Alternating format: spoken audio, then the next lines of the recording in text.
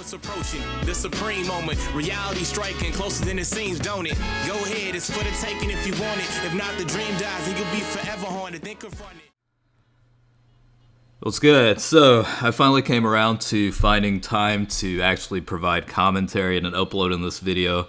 I actually recorded this like 2 days ago when this first dropped. I ended up trying this out during my lunch break at work, and it was just crazy how much has dropped in like the last 48 hours, and I've rarely had time to actually do anything about it in terms of content on the channel, you know what I mean? So again, it's a weekend, so finally came around to it. Again, this is one of those first runs that I went through. It seemed like the Potara team is probably the easiest out of the bunch. Now, I've tested several other variations like, you know, movie bosses, Wicked Bloodline, Vegeta's lineage, even Goku's lineage, and, you know, we'll kind of go through like different setups over time, but at least for the very beginning, it seems like this team works relatively well. And I did include Kefla on there because of the ability to greatly lower defense. Plus, she has the ability to get multiple super attacks, so that can actually help out quite a bit in terms of, you know, reducing the enemy's attack that way. The rest of the units can hit for a little bit more, you know, especially with the criticals activated. A lot of these units are either no dupes or with one or two dupes max. Now, there are some rainbow units like Kefla's rainbowed. I'm trying to think who else is got some decent setups in the potential system. Like Goku Black is one dupe. Super Vegito is no dupes at 55%. LR Vegito is also at 55% as well. Tech Vegito Blue is at 79%, so two dupes. The Vegito Blue unit is actually very nice on this. It's almost like this particular event gave him a reason for people to start using the unit again, because of the ability to continuously stack attack and defense abilities, especially if you get multiple super attacks in the same round. So that actually does help out quite a bit. And plus, like, the unit does have a lot of type advantage situations with a variety of units. You know, for the first couple of battles, a lot of it's either tech or agility type, so in those scenarios it does help out. Goku Black's actually pretty decent too, and then Vegito, LR Vegito is also pretty nice. Super Vegito, I only included him on there because of the type advantage that he would have against Ultra Instinct Goku in the very last battle. Plus, he can mitigate a little bit in damage and counter as well. Not that it doesn't really help at 55%. You're not going to see any sort of decent damage, honestly, up until the point where you continuously decrease the enemy's defense. So that's a little bit of the problem with the Super Vegeta unit at 55%. Now, I did try situations where I brought in the 100% version of the Agility Super Vegito, which is okay too. I think he did decently well. But again, if you have dupes on the physical counterpart, it's pretty much a no-brainer to go with that option instead. Goku Black's pretty good, even without the transformation. Like, you can get the attack up to max of 120%, 40% increased attack at each turn. So you have a chance to you know, incrementally increase his attack as well. And then he also does have the ability to you know, increase the critical hit chance as well. So it's really not bad. And then once he transforms, things get a little bit better for the unit as well. The good thing about Goku Black is the ability to greatly raise defense. That does help out a lot. Plus, you get a critical hit chance of 50% and then attack increase of 150% on top of that. Now, LR Vegito is probably the most important unit out of the group, just because of, you know, upon transformation, you fully recover HP, so that allows you pretty much essentially an extra item, you know, recovery item, because you get full HP recovery based off of the transformation. And then afterwards, of course, you have the countering mechanic, and that can actually do quite a bit. And, you know, it makes things a lot easier, in my opinion. So I know a lot of people probably have used this team variation. I think the other one's probably worth noting, or probably Vegeta's lineage. I think you can definitely build some decent teams out of that. I did test out the movie bosses. Works decent. You just have to build a certain team around it, especially with focusing on skill sets, that status effects that either reduce attack or defense. Greatly reducing defense actually does make quite a bit of a difference, because the enemies in this particular event, they have a lot of HP and their defense is pretty good. So you definitely want to bring in units that can lower defense, and that's why Kefla is included. She's not the most powerful unit, even if she collects a bunch of ki. The good thing about her, again, is the ability to continuously reduce defense because of her ability to get multiple super attacks in a row. So that does make a hell of a difference in certain situations. So that's probably one of the reasons why I included her on the team. Now, she does also have the ability of attack and defense increase of 12% per ki collected. The only drawback with that is she also changes intelligence ki into the physical type ki. So LR Vegito Blue sometimes, or not LR Vegito Blue, but LR Vegito sometimes will have issues if they're on the same rotation of getting enough ki for the 18 ki. Not that it's that much of a common problem, but it is something to consider. So again, she does have the ability to launch additional attacks with the high chance of becoming super attack. So the super attack, again, has the ability to greatly lower defense, so that helps out a lot. Not as important, but she does come into clutch every now and then. The medium chance to evade enemies' attack does help to a certain degree.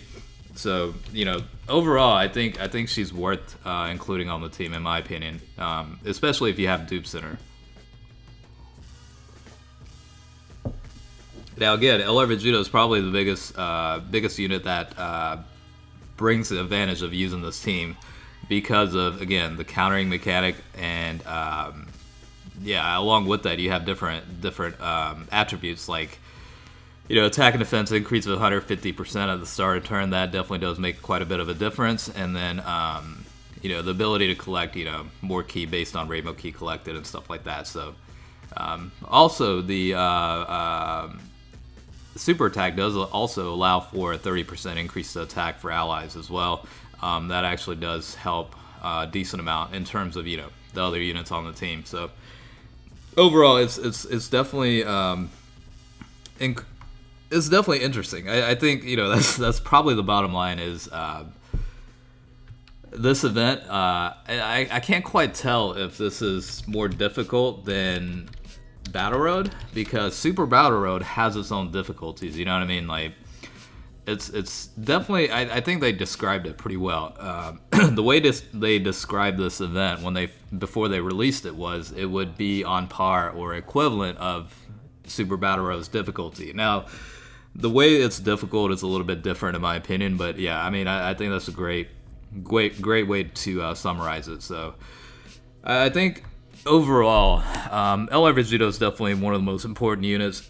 Along with that, definitely the Tech Vegito Blue, because of the ability to incrementally increase and stack attack and defense. You're basically able to do that for every super attack. So I think the base starts off for the 79% version that I have, you start off around 915-ish, 915,000, around that region.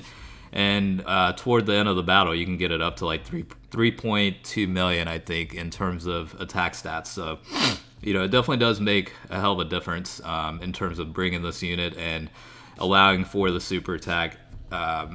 At the later stages, he actually defends pretty well, even with the type disadvantage scenario. So, not quite to the level, like, I know a lot of people have used like the LR Kel and Caulifla unit. They're pretty good for this event.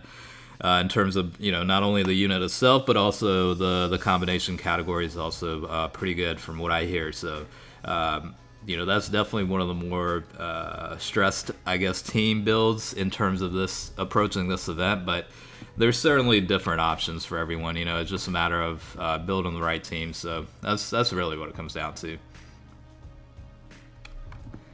So we made it to the Ultra Instinct Goku stage, and this is where the pain in the ass process starts, because he will dodge attacks when you don't want him to necessarily. What I've noticed with this, because I've cleared this a couple times already by now, and what I've noticed is the fact that Ultra Instinct Goku will dodge attacks when, more or less, when criticals are activated, because you'll see, you know, the flashing, I guess, when he knows it's about to get a critical hit. And it seems like he wants to dodge when more or less with criticals than normal. You know what I mean? Like I don't know if it's built into the coding itself in the game, but it just seems like it's more frequent with that case than a normal super attack or counter or whatever. But I don't know. Maybe it's just RNG and I just got unlucky with certain runs. But this one is definitely a little bit of a pain. I think it's a good idea to go ahead and use an item right away in terms of either, I would probably say not defense, but damage reducing items. Either the Icarus or Whis item. You definitely want to use it right off the bat and just make sure you're not getting caught off guard with super attacks, because he does have the ability to essentially just KO you immediately. And in this case, I was pretty fortunate. Survived the round with very little HP left. Went ahead and fully recovered, and went from there. But yeah, it's the types of items you bring are definitely important. And in summary, what I brought were the Android 8 item, which is 50% defense increase, as well as 50% defense increase for 2 turns, and then 70% HP recovery. Let's see, the other unit was the Snake Princess, is 70% or 55% HP recovery, and then 30% damage reduction for 1 turn. And then the Whis item, which is a 40% reduction to damage for 2 turns. And then Icarus is a 30% damage reduction for 2 turns. So those are pretty much the items that I've allocated in terms of using during this battle. And it seems to work out pretty well. The other thing to note, I think, is whether to include the Rose unit or not.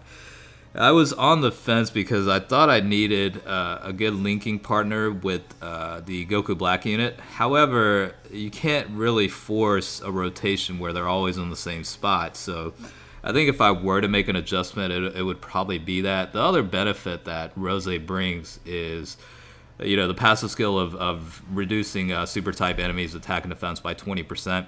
Now, 20% really is marginal, but in this case, it could make a difference.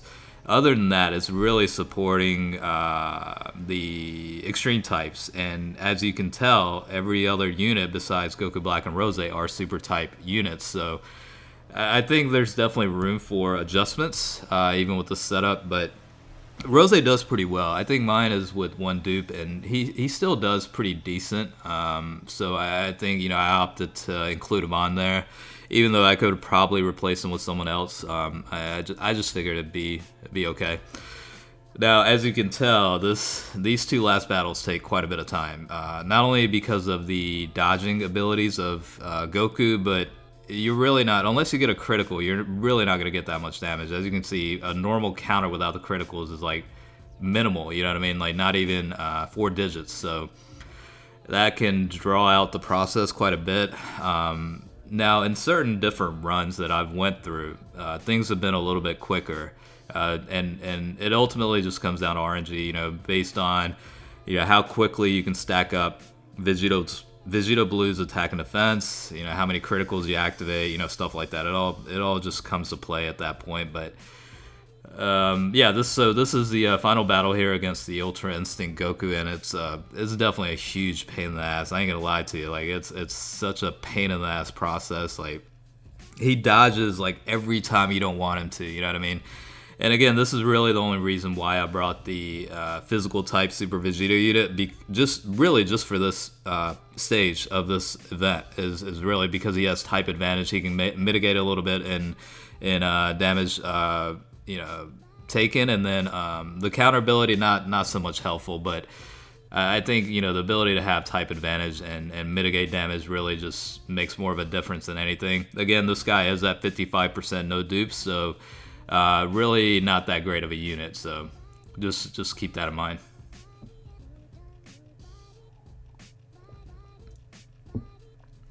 It'll definitely take a little while. This is one of the longest battles out of the entire event, just because of the amount of damage, you really have to reduce this guy's defense in order to get the units to hit pretty well. Plus, you know, Goku tends to dodge when it's the most inconvenient time, you know what I mean? So that's really the biggest drawback with all this is it's like a timing issue. So even with this team, like, you have a decent amount of items left over at this point, so you can definitely be a little bit flexible and you know, take a little bit risk. Now sometimes it will backfire. Like, I've been in situations where I was overly conservative, where I wanted to not use any items until I get to the Strength Goku, Ultra Instinct Goku unit, and you know, I'll get fucked over by like the Super Saiyan Blue Goku because of the super attack or whatever against the wrong unit. You know, maybe like Rose or somebody like that, and yeah, you can essentially die immediately. But you know, you don't want to be overly aggressive with item usage. Like, you definitely do want to try and plan for not using any of them until the you know, the start of the Ultra Instinct Goku unit bosses, I mean. That way you have a little buffer between how you want to play it out. You know, if you want to be a little bit more cautious like I do, you can use items a little bit more frequently and mix it in with, you know, different setups. So again, Kefla does help out a lot, again, just because of the ability to reduce defense, greatly reduce defense, and also the ability to get multiple super attacks in one go, and also, you know, attack and defense increase of 12% for key collected. She also does change the orb, so that all plays in and helps out. So again, Ultra Instinct Goku, he's an asshole, and he'll dodge like crazy, you know what I mean? And that's really what drags this battle out, is he'll avoid attacks with your most powerful units, but allow you to hit with the weakest units. I mean, it just seems like that, you know. He's kind of a little bit of a sadistic bastard in a way, but you know, that's what makes it a bit difficult and challenging, I guess. So that's the whole purpose of rolling this out, I'm sure, was to make it challenging and switch things up a little bit. So I know some people are probably pulling their hairs out and getting frustrated. Again, you're going to get better units. If you're struggling right now, you're going to get better units over time. So it's not one of those situations where you have to clear it immediately. I mean, if you think about it, with 7 total runs cleared, you only get like, what, 35 or 30 Dragon Stones and 30 or 35 of the tickets. So, you know, it's the equivalent of clearing a boss rush stage, and we all know that boss rush is much more easier than this. So if you think from a value standpoint, it's really not that worth it. So again, if you're struggling to clear this event, I wouldn't stress about it too much, honestly. Like I said, over time you're going to get better units. They're going to probably roll out better free-to-play units as well, and make it much more easier to clear this. So again, that's my biggest advice, is for any players that are struggling, don't stress about it too much. It's not a big deal. Now, if it was like 200, 300 stones that you get out of it, then by all means, you know, be as aggressive as possible in getting the you know, mission rewards and all that. But it's really not that worth it, honestly. I think it's more or less for bragging rights and you know, that kind of thing. Alright, so 2 health bars left, and in case you haven't noticed, I did speed up the video a little bit just to not drag things out as much as possible. Like I said, this was one of the first runs that I went through, and I've been able to clear it much more quickly. So because of that, you know, it's already a 20-minute video, so I decided to speed things up a little bit just to not force you to watch, you know, a 30-minute video or whatever, you know what I mean? So alright, so slowly going down, and looking pretty good. I mean, we do have the Dokkan mode coming up too, and pretty much full HP, a lot of the good defending units. I think the item situation's okay too, so not too bad overall. Even if Goku super attacks Vegeto's defense is pretty good, so he'll be okay. Like, he'll have plenty of HP left over. But that's not needed because the event's already cleared. So again, that was the first or a couple of first, like, early run of this event. So again, hopefully you guys enjoy the video. As always, I do appreciate you watching. Good luck for those that are going through the missions. You do have to clear it up to 7 times to get the total reward. So good luck to everybody. Again, thanks for watching, and I'll catch you guys later.